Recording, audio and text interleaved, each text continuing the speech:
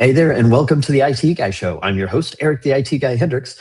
And in this exciting episode number 19, we're going to be talking about the problems with subscriptions.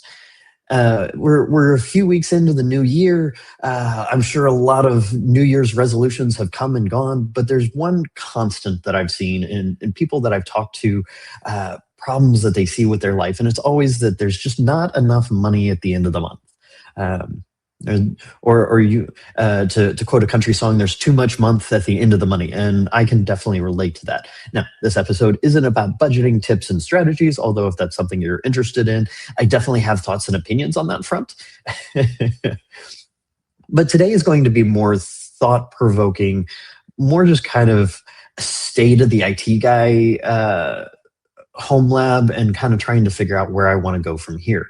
There's been some major life changes for me over the last 13 months, or over the last 11 months rather. I was laid off from a job. I went through a divorce. I sold a home. I started renting in an apartment, and with all of those things comes a very heavy financial burden.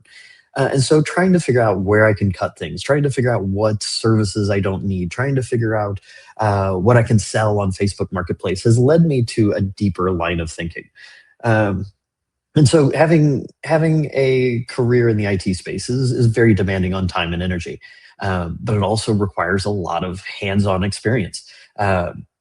And so, being in technical marketing these days, I need reasons to have my hands on the keyboard. I need reasons to continue to engage with the cloud or with Linux or setting up home services and home automation. That kind of thing helps me keep my skills a little bit sharper. But it's not just Linux skills. It's also financial. I know before Brandon and I launched the Pseudo Show years ago, I know a lot of my home automation and a lot of my gaming platforms were actually self-hosted.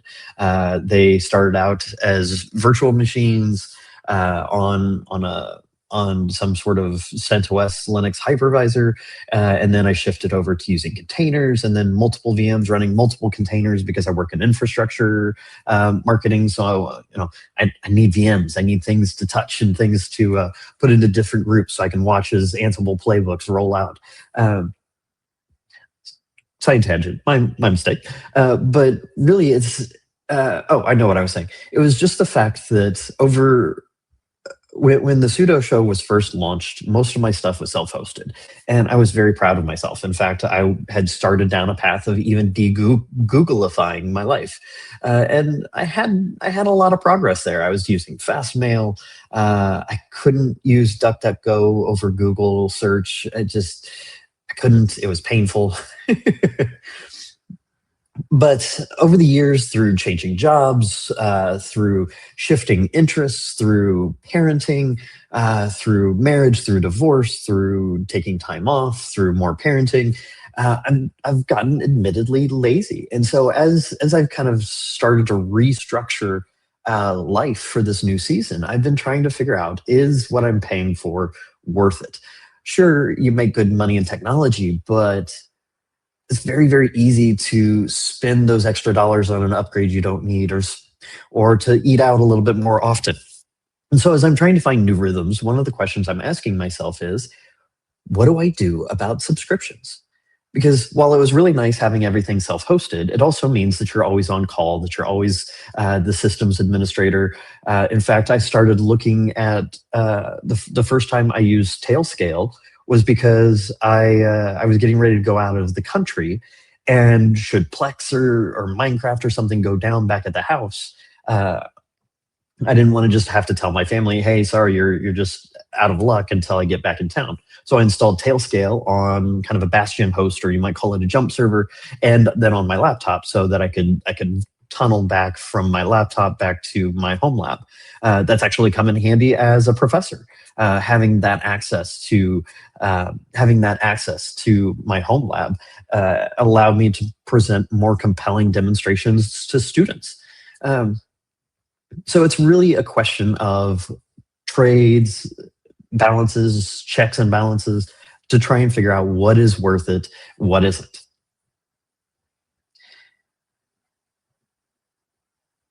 One of the other things that I've been struggling with is the political changes here in the United States, a lot of the information security changes that we see.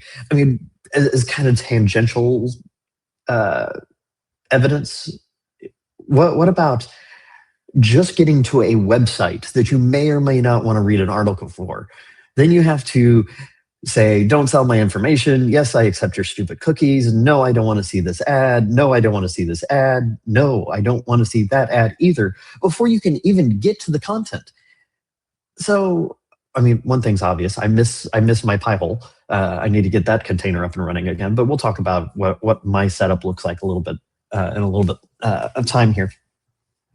But it's you don't own your tools anymore. You don't own your data. You don't have any right to privacy, and a lot of sites won't even let you in if you don't accept their just default value of cookies. And you're never really sure what you're accepting. And I don't know about you, but I'm not fluent in legalese, so reading someone's EULA is not exactly something that I take a lot of time to do. Someone who works in IT security for most of his career, that's probably not something I should admit to on air, but I'm guilty, as I'm sure most of you are. So I kind of mentioned that life changes and seasons ebb and flow, and as I'm kind of rebuilding a new space, a new phase of life, I'm starting to ask myself: is software as a service worth it, or would it be worth spending a one-time fee to build a new home server? And so with that comes a couple of problems. One of those problems is my home lab. I stripped down last year and parted out and sold a lot of pieces of it, just to kind of try and keep us afloat financially in the few months where I wasn't making any money in the IT space. So I'm down to just the Dell PowerEdge R720, and that's the only server I have at the moment. And it's running. So end of last year, it used to be running RHEL, I think, and then I switched over to Proxmox just so I can have that hypervisor experience. I can build more function-built virtual machines. So Proxmox was the way that I wanted to go.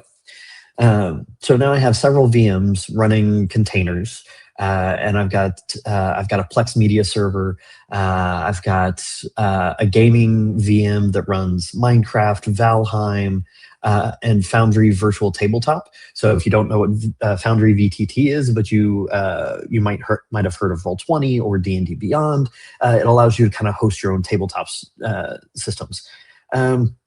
I have another server that I plan on installing Ansible AWX on, which is similar. Used to be what Ansible Tower and later Ansible Automation Platform were built off of, because I deal with a lot of Ansible at work, and having Ansible here in the home lab would be great. So when I sold my house, my Dell PowerEdge had to go to a local data center. It used to be called Joe's Kansas City Data Center. Now I think it's called Patmos. So my poor 8-9-year-old Dell PowerEdge is sitting in a colo, and they're like, you realize that if it breaks, there's no warranty for something that's sold. I was like, I know. It just has to last a few more months. And so what I'm thinking is, do I want to build a Plex machine for here at the house and install, set up a NAS, because I've got all spinning disk. I've got spinning disks still. Do I want to set up a NAS here at the apartment, something that is noise level friendly, unlike a Dell PowerEdge, which sounds more like a jet engine when it powers up, and not great for a 1,300 square foot apartment with 2 bedrooms? So I'm looking at, maybe I build a NAS for here at the house, install Plex and Pi-hole, and then have either cloud-based virtual machines, or maybe build out a more powerful server that I do go ahead and keep at the co-located data center, because I do work in infrastructure and that becomes very resource intensive. Or do I just set up something on DigitalOcean or one of the bigger hyperscalers that just spins up and tears itself down when I'm not using it, whether it's a service that I only use a couple of times a month, or I'm doing work with local AMI models, something that I can spin up, run my workload on, and shut down. That way I'm not getting charged for all those running things. So I don't tell you all this just to ramble about what's on my mind, although that was kind of the inspiration for this episode. Honestly, it's just trying to figure out what are your checks and balances, what are your trade offs. I've had a Plex server since the mid 2020 or since the mid 20 teens. Um, my first home server was literally an identical build to my gaming tower. I just built a second one, same case, same CPU model, everything was identical. I just installed a server operating system on one and Windows and Linux on the other. Um, and so it's a question of how much do you want to be on call? Well, things like automation and alerting really help ease that problem. Uh, if I have if I have some sort of service monitoring my WordPress website, my Minecraft server, that checks to make sure it's always in a ready state, and then notifies me so that I can set up time to kind of figure out what's going on. Then there's tools like automatic updates, container images that can update themselves when they see a new version. There's a lot of different ways that you can automate and protect your infrastructure, but you're the guy or gal, you are the one who has to keep all this running, especially if you open it up to friends and family. It's really a question of what are those checks and balances. On the flip side, though, you don't own your data in public cloud or public subscriptions. Like I use iKnowReader right now for my RSS feeds.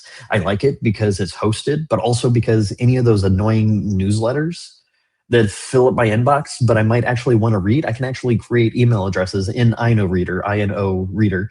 Um, I can create newsletter specific email addresses that iKnowReader will then ingest and then show to me like it's just a standard RSS news article. For years, I've been dependent upon Todoist for my task and project management. Um, I have Google Drive that I lean on very heavily for this show, for my personal and my work, with iCloud Drive as a backup. One of the hardest ones to be able to replace is going to be Apple Music. But each of these things it used to be $3.99, $4.99, $5.99, and then over the years it's gotten more and more and more expensive, so that some of these services that used to work all the time, meet your needs, had the content that you were looking for, are now $15, $20 a month. And not everyone has lifetime subscriptions. Like I got Plex Lifetime Pass like 10, 15 years ago. So it's paid for itself 1,000 times over. But we don't always have, do you want to spend a few $1,000s on a server that you build yourself, that you learn? I mean, honestly, I didn't really know how to become a better systems administrator until I started hosting my own home lab. Things that I could break, spin up, try new technologies. Like Minecraft used to run inside of a screen or a Tmux session. And then I found that then containers came onto the scene. So I've really been able to keep up technologically, not by working on things in production, but by building things here in my home lab that I stay up until 12, 1 or 2 o'clock in the morning with an adult beverage in one hand and Google search and the terminal on the screen, with some coding music going on. It becomes a question of, do you want to be dollared to death? I don't know that any service will nickel and dime you to death anymore, but do you want to be dollared to death, or tens of dollars to death for these services? How much do you use them? Are you able to track those? Maybe it might be worth presenting a short to show you how I use some of these services to track my own budget, and that kind of thing might be an interesting topic, although very, very off topic from this show. So maybe I might release it as just a video on my channel. That is the problem.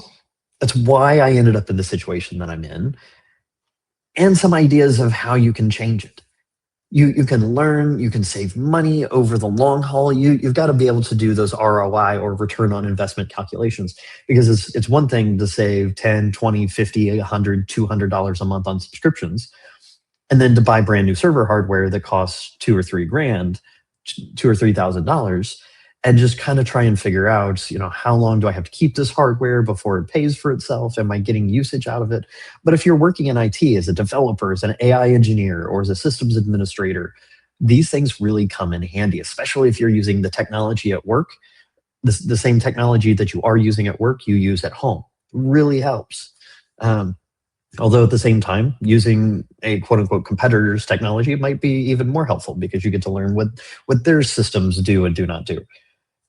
So I mentioned some of the tools that I'm using, things like Google Drive, things like Plex, things like Apple Music.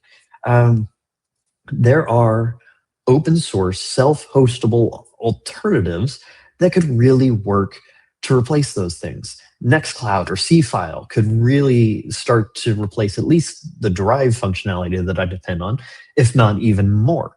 Um, I think about C-File as just a drive replacement. Maybe that becomes a backup storage to a Nextcloud instance, which provides a little bit more of the Office suite feel. You've got calendars, you've got RSS feeds, you've got the ability to share and collaborate.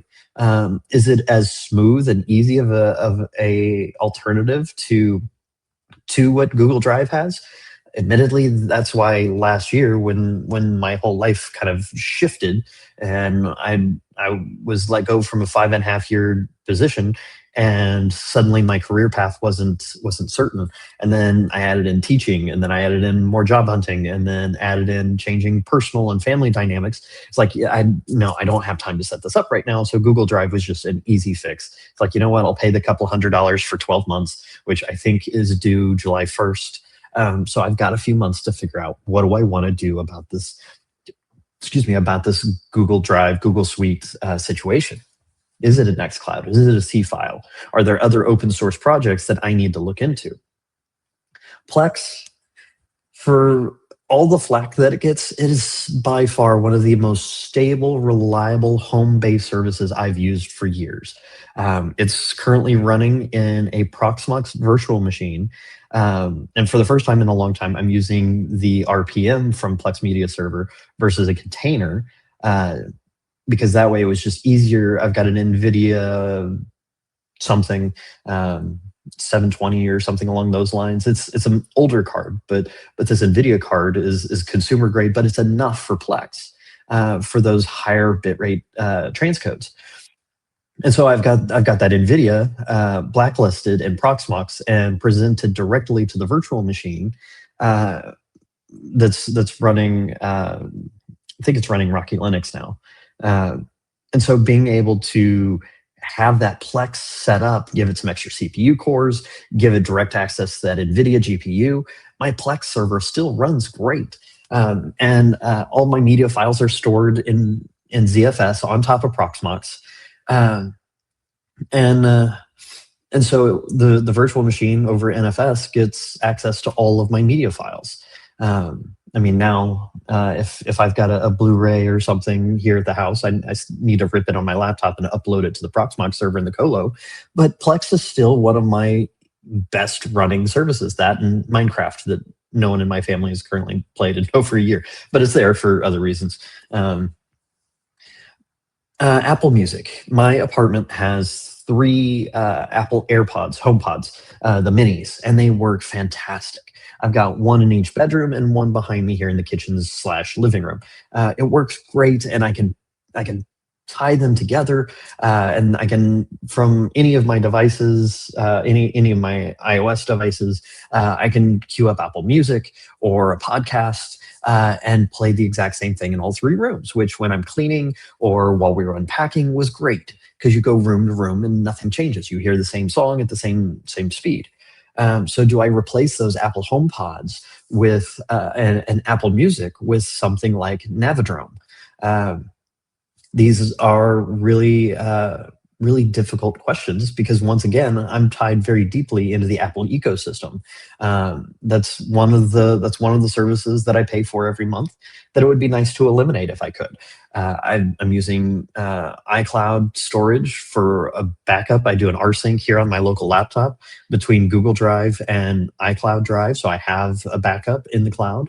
I've got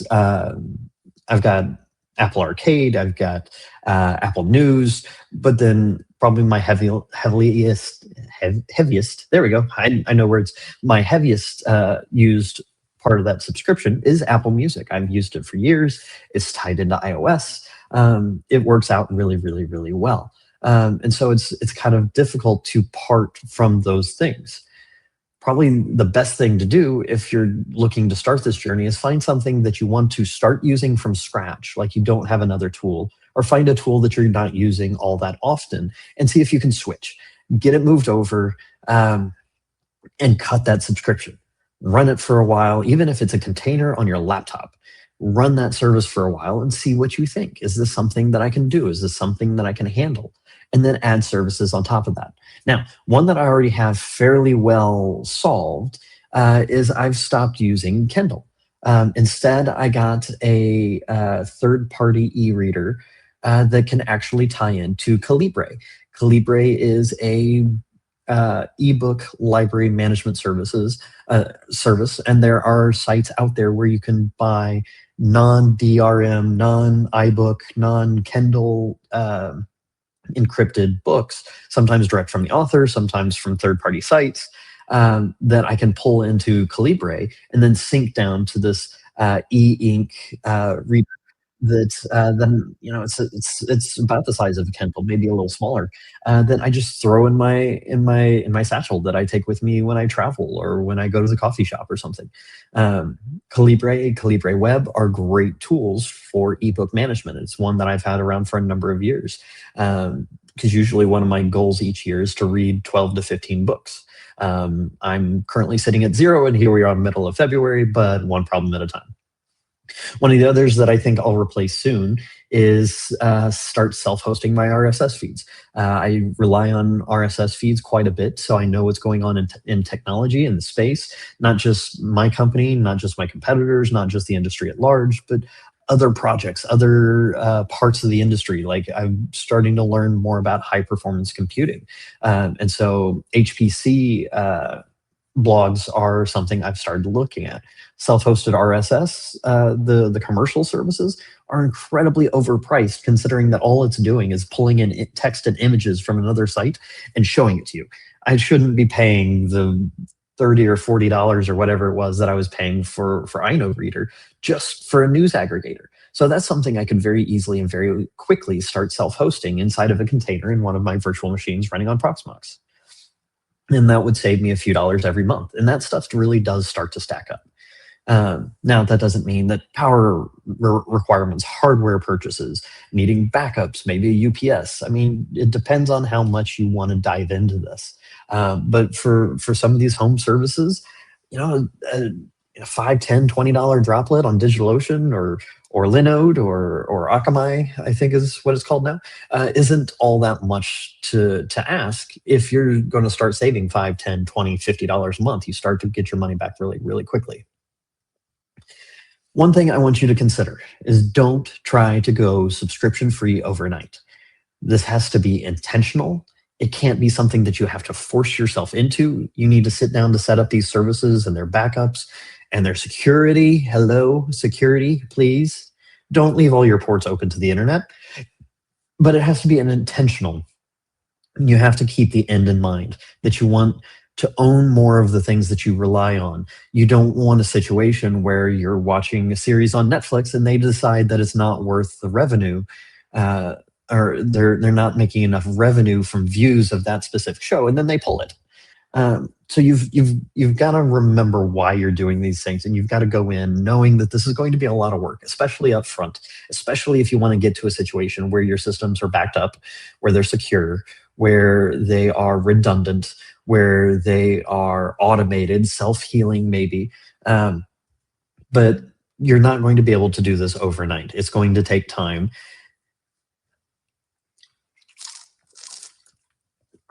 And that's kind of why I wanted to do this episode. I wanted to kind of get my thoughts out there. I want to kind of share with you my thinking, kind of give you an idea of what your own self-hosting journey could look like. And so over the next few months, kind of on the side of my regular bi-weekly episodes, which should now be starting back up again, I really want to start tackling these things. And I might do some live ops. You've heard of live coding, but I'm not a developer, so I call them live ops, live operations streams, where you get to watch me make funny jokes at myself and try and get some of these services up and running. I might do some videos about my Proxmox setup, because I had to, after the server moved, I had to set up OpenSense to act as a router, because it didn't dawn on me that inside of the co-located data center, I had to provide my own router. So that was fun to have to do over the Proxmox console with the with the Dell PowerEdge KVM hooked up, which required a support ticket to open. So it's been fun, and I'll share some of my adventures along the way, and hopefully maybe even get some regular podcast episodes out of it. Maybe we can interview someone from the OpenSense project, and so from some of these other self-hosting projects. This is kind of a theme that I want to build on throughout 2026. And if I can stop paying for some of these services, maybe I can finally replace my Shure MX7, the microphone that I've had for years. The USB port was damaged during the move, and so the microphone that I've had for so many years is KIA. It was killed in action. So if my audio sounds a little bit off, that's kind of why. So between that and the move, I know it's been a while since I published, but really glad to be back in the seat. Really glad to be talking with you all again. But I want to hear from you, whether it's YouTube comments or whether it's my Discord server, which has been pretty dead. I'd love to hear from you all. And in fact, if you need a seed question, if you want something to comment about, what subscription would you like to self-host instead? Definitely put it in the comments. If there's topics or thoughts that you have, things you want to learn, be sure to put those in the comments as well. As always, make sure you subscribe either to the audio or the video version of this podcast. If you are watching the video, hit that like button. It takes 2 seconds to just hit like, and that kind of helps the YouTube algorithm kind of find my channel again, so we can grow the audience and get more guests and more viewers, because that just kind of helps with momentum. Also, tell a friend, tell somebody that you know about it. I've talked a lot about Linux, open source, technology, careers, learning, teaching, burnout, productivity tips, a little bit of everything. In fact, if you join me again in 2 weeks, I'm currently working for CIQ, or Control IQ, one of the founding sponsors of Rocky Linux, one of the founding corporate sponsors, I should say, of Rocky Linux. And I'll be interviewing someone from our engineering team on a project that I really wanted to kick off. And that is, how do you host your own AI? Could I get rid of ChatGPT? That would be a $20 a month subscription that I wouldn't mind seeing go away if I could host that in my own home lab. Well, spoiler, you can. But tune in a couple of weeks where I'll be talking to one of my engineering buddies and talking about how do you host your own AI on Linux without spending $1 bazillion building your own data center. But until then, that's really all I've got for you today. We've got more episodes coming. I've got some interviews I'm planning. But also, if you're at Scale or Linux Fest Northwest, be sure to look me up. I'm giving talks at both conferences. I plan on doing some more traveling to more events throughout the year, but I will definitely be at Scale in just a couple of weeks, and then Linux Fest Northwest after that. So if you have a topic idea, or if you want to just meet me in person, I'm pretty easy to find. Just look for the IT guy and look for my talk, and I hope to see you all there. But until then, I really look forward to producing the next episode for you. I've been Eric the IT Guy Hendricks, and this has been episode 19 of the IT Guy Show, Problems with Subscriptions. Until next time.